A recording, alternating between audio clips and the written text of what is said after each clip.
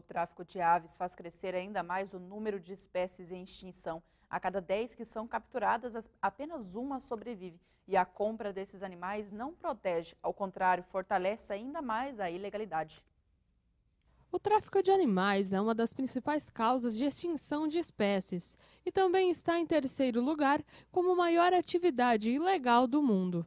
Atualmente, no Brasil, as aves são os animais mais retirados da natureza e vendidos no mercado negro. Aqui no Parque das Aves, 53% dos animais são resgatados em apreensões por todo o Brasil.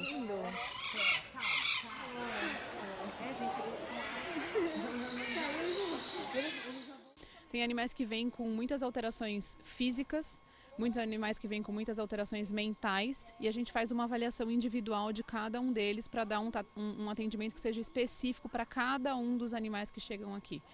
O primeiro passo, então, seria essa avaliação. Exatamente, a gente faz uma avaliação veterinária e daí a gente verifica os aspectos sanitários, se esse animal tem algum tipo de doença que precise, que requeira um tratamento naquele momento, e a gente verifica também as condições nutricionais. Muitos desses animais que chegam aqui vêm recebendo uma alimentação que não é adequada para a espécie, muitas vezes até comendo alimentos de origem para consumo humano, e aí a gente não tem porque, obviamente, manter esses animais com esse tipo de alimentação, mas muitas pessoas não sabem disso, né? A gente diz que é óbvio, mas muitas pessoas mantêm esses bichos em casa comendo arroz, feijão, carne, e esse não é um tipo de alimentação adequada para esse animal. Ou mesmo as pessoas às vezes acham que um papagaio come fubá, um papagaio come só semente de girassol, e não é isso. Aqui dentro do parque a gente tem uma divisão de nutrição que faz todas essas avaliações, balanceia a dieta de todos os animais para oferecer alimentos que sejam não só agradáveis para eles, mas que sejam nutricionalmente adequados para cada uma das espécies que a gente tem aqui.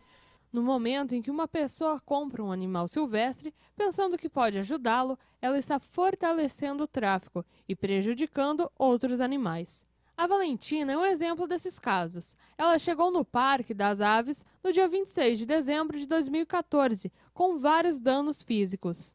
E ela chegou aqui no parque, ela era filhotinha ainda, e daí veio com o papo perfurado, muito provavelmente por receber uma alimentação muito aquecida, e as pessoas não têm essa noção também, e com a asa cortada. Muitas vezes esse manejo é feito de uma maneira errada, as pessoas não sabem como fazer, as pessoas às vezes fazem corte das penas das aves para impedir com que elas voem e fazer com que isso elas permaneçam perto delas.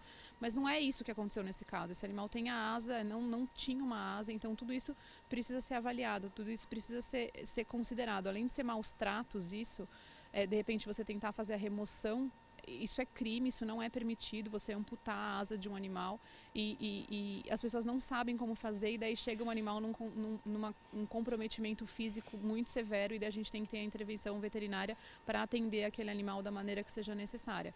Hoje a Valentina está muito bem, ela fica junto com o Ti, com outro papagaio aqui, ela tem todos os atendimentos que são necessários para ela, sejam os atendimentos clínicos, veterinários, preventivos, para evitar com que ela fique doente, todo um aspecto sanitário voltado para atender as necessidades dela, essa questão social é mantida dela poder interagir com outros papagaios, ter um comportamento de papagaio. A gente tem uma divisão de bem-estar animal aqui no parque que tem uma atenção muito grande com esses animais, então a gente tem pessoas que treinam esses bichos para eles participarem de atividades diversas, estimular a cognição. Os psitacídeos são animais super inteligentes, então a gente tem que usar isso, trabalhar isso com eles, e muitas vezes as pessoas desconhecem isso, compram esses animais, mantêm eles em gaiolas minúsculas, sem dar qualquer tipo de oportunidade desses animais desempenharem comportamentos naturais. O destino das aves, depois de melhorarem, varia de acordo com a situação das mesmas. Então, os que chegam e têm condições de socializar com outras espécies, que não têm um comprometimento na condição comportamental deles, que impeça eles de interagirem com outros indivíduos da mesma espécie ou de espécies que convivam naturalmente com eles, eles vão para viveiros maiores, onde eles podem interagir com outros animais. Tem alguns animais que não têm essa possibilidade por questões comportamentais ou por questões físicas mesmo. Muitos desses bichos são mantidos nessas ilhas que a gente tem aqui, onde eles podem interagir com animais de outras espécies que têm algumas condições que não permitem com que eles interajam com outras espécies também. São condições variadas, mas que fazem com que todos fiquem aqui interagindo entre eles.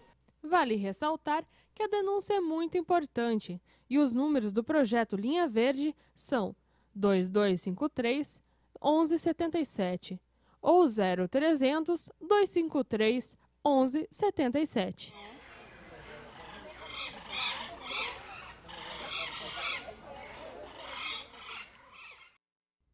Vamos ver como está a previsão do tempo para Foz.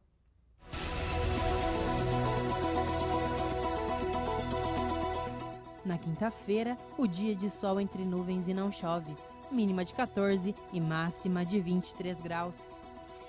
Na sexta-feira, o dia de sol entre nuvens e não há possibilidade de chuva, mínima de 14 e máxima de 24 graus. No sábado, o dia de sol entre nuvens e não chove, mínima de 14 e máxima de 24 graus.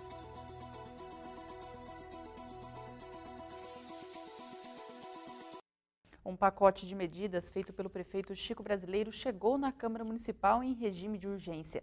Ao todo, são 7 projetos que visam adequar os setores administrativos, tributários e financeiros.